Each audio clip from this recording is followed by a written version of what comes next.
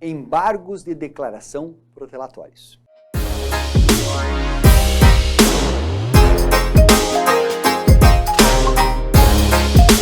Meus amigos, nós temos aqui uma temática muito interessante.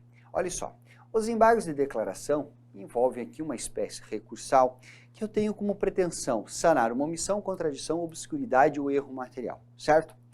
E os embargos de declaração muitas vezes são utilizados de forma ardilosa no processo.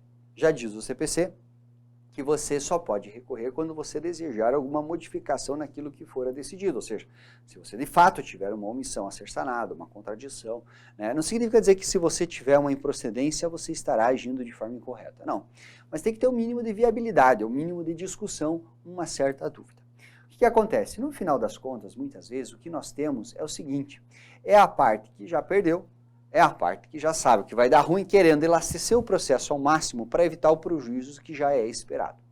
Quando se percebe uma atitude como essa, nós temos o quê? Nós temos uma conduta antiética.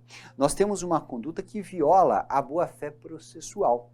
E, naturalmente, nós temos a possibilidade de o nosso sistema impor sanções.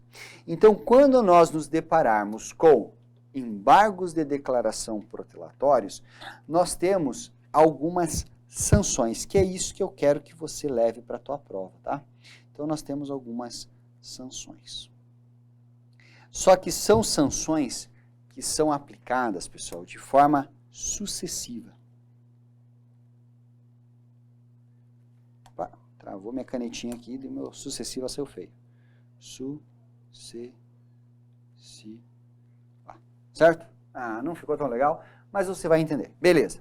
Sanções. Essas sanções sucessivas, elas vão indicar o quê? Vão indicar hipótese de litigância de má-fé. Então, puxa a seta e vamos lá. Litigância de má-fé. O CPC fixa a litigância de má-fé lá no início, no seu artigo 80, 81, como o quê, pessoal? Como a conduta em que você vai impor uma multa de 1 a até 10% calculado sobre o valor da casa. Aqui é um pouco diferente. Como nós temos consequências que são trazidas de forma sucessiva, você vai olhar pelo seguinte, se nós eventualmente tivermos uma primeira interposição, você tem uma multa de até 2% sobre o valor da causa. Pequenininho. Ah, mas se eventualmente você litigar de má-fé de novo, o que vai acontecer? Você vai ter uma multa, né, de até 10%, mais o quê? Uma inadmissibilidade futura.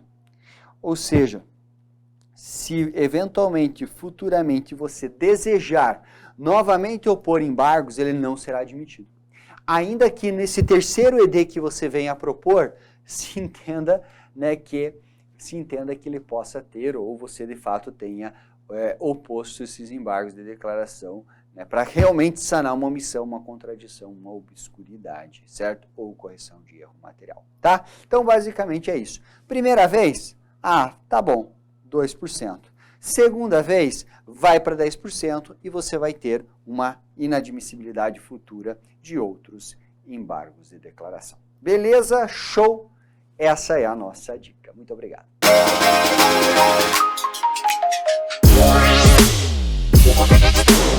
Yeah.